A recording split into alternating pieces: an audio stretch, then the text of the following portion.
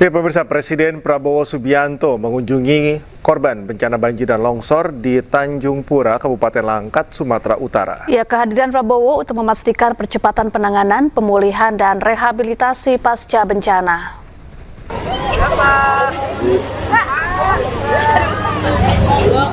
Setibanya di lokasi pengungsian yang berada di Madrasah Aliyah Negeri Man 1 Langkat, Sumatera Utara, Presiden Prabowo langsung meninjau area dapur umum yang menjadi pusat penyediaan makanan. Prabowo ingin memastikan proses pengolahan dan distribusi makanan berjalan lancar serta mencukupi kebutuhan seluruh pengungsi.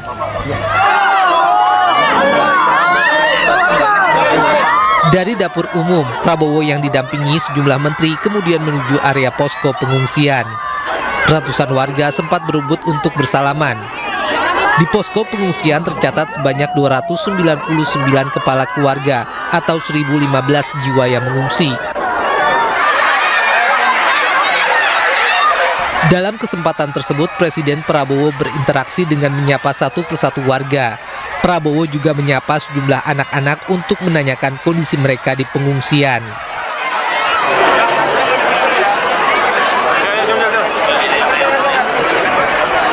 Presiden Prabowo juga meninjau posko kesehatan. Prabowo sempat berinteraksi dengan seorang ibu yang tengah menjaga anaknya yang tengah sakit. Kepada pengungsi, Prabowo menyampaikan bahwa pemerintah akan terus hadir dan bekerja secara terpadu serta akan memprioritaskan keselamatan dan pemulihan kehidupan masyarakat. Saya datang melihat keadaan, nanti kekurangan-kekurangan sudah dilaporkan kepada saya, segera kita atasi. Tadi dilaporkan oleh Gubernur kekurangan air bersih, air minum. Perbaikan tanggul segera kita lakukan ya. Panglima TNI akan kerahkan, PU akan kerahkan, Angkatan Darat, Kepolisian akan kerahkan semua kekuatan kita. Alhamdulillah Sumatera Utara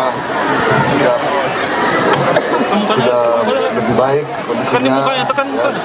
Sejak terakhir saya datang, saya akan terus memantau perkembangan. Seperti diketahui, kedatangan Presiden Prabowo ke Kabupaten Langkat ini merupakan kunjungan kedua usai dirinya kembali dari lawatan ke luar negeri.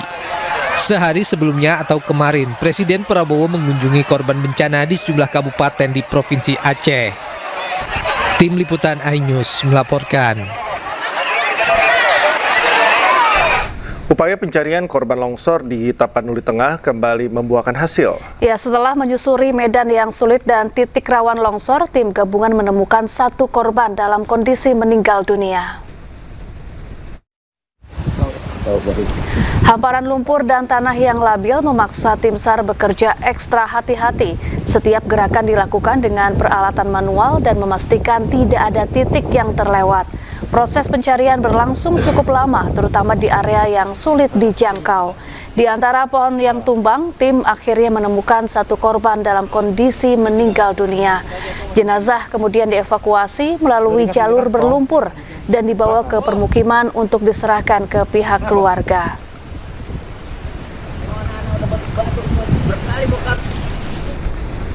Puluhan warga di pengungsian Gor Pandan di Kabupaten Tapanuli Tengah, Sumatera Utara mulai terserang berbagai penyakit. Ya, mereka pun mengeluhkan minimnya ketersediaan air bersih.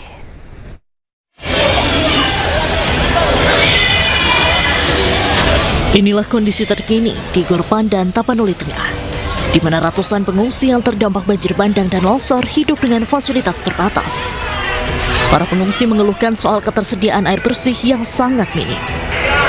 Kondisi ini diduga menjadi pemicu meningkatnya keluhan kesehatan pengungsi, seperti demam, diare, dan gatal-gatal yang mulai dialami sejumlah warga.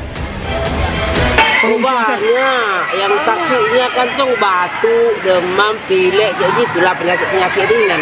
Iya, kondisi air bersih nggak ada, nggak mencukupi, ada, cuman nggak mencukupi.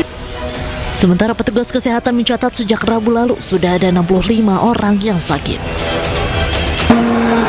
Terjangkit pada masyarakat itu demam, batuk, pilek, gatal-gatal, diare. Para pengungsi pun mengaku masih membutuhkan selimut karena sebagian masih tidur di atas terpal sehingga jika hujan mereka merasa kedinginan. Dari Tapanuli Tengah, Sumatera Utara, Sukriyadi Anyus melaporkan. Mengantri belasan jam di SPBU, puluhan warga mengamuk di Mandailing Natal, Sumatera Utara. Ya, warga kesal proses pengisian tiba-tiba dihentikan dengan alasan stok BBM habis.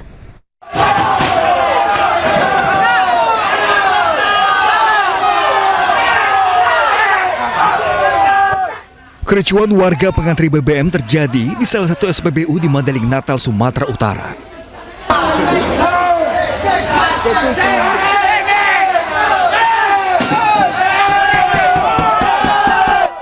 Mereka beramai-ramai mendatangi hingga memaki petugas SPBU karena tiba-tiba pengisian BBM dihentikan dengan alasan stok BBM telah habis. Padahal sebagian warga sudah mengantri belasan jam di SPBU menunggu pasokan BBM tiba dari depo Pertamina. Beruntung, keributan dapat dikendalikan petugas polisi dan TNI yang mengamankan proses pengisian BBM.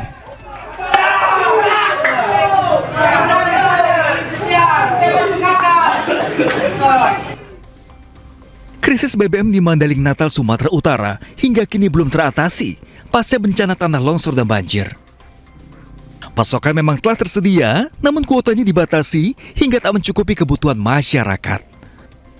Dari Mandailing Natal, Sumatera Utara, Ahmad Hussein Lubis, iNews melaporkan.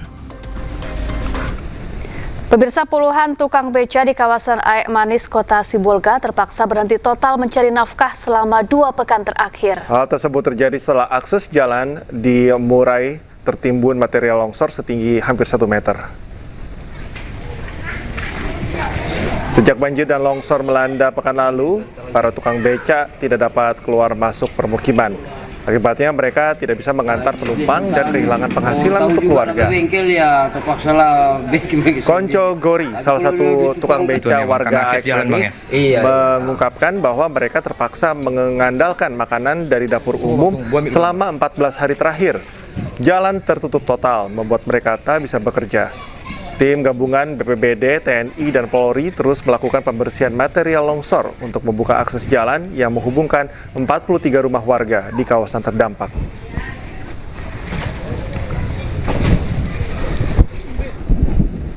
Ya, relawan sekaligus pecinta alam Agam Rinjani turut andil dalam memberikan bantuan kepada korban bencana di Sumatera. Agam Rinjani bersama anggota TNI, Polri, Wanadri, dan pemadam kebakaran Aceh Tamiang bahu-membahu membersihkan lokasi terdampak bencana. Agam Rinjani, pecinta alam yang dikenal sebagai pemandu Gunung Rinjani, turut serta memberikan bantuan tenaga dan logistik kepada korban bencana di Aceh Tamiang, Aceh. Bantuan berupa alat sanitasi, perahu, pelampung, dan juga makanan siap saji untuk diberikan kepada warga korban bencana. Bersama tim pemadam kebakaran, Dinas Kesehatan Kabupaten Aceh, dan personel TNI Polri, serta tim Wanadri, Agam ikut serta membersihkan rumah sakit terdampak bencana banjir bandang. Hari ini kita di kantor Dinas Kesehatan Tamiang. Lagi dibersihkan sama kawan-kawan dari Wanadri, TNI, dan ada beberapa pegawai dari... Viral, tenda BNPB posko pengungsian di Aceh Tamiang baru dibangun jelang kedatangan Presiden Prabowo Subianto. Ya, informasinya usai jeda, tetaplah bersama kami.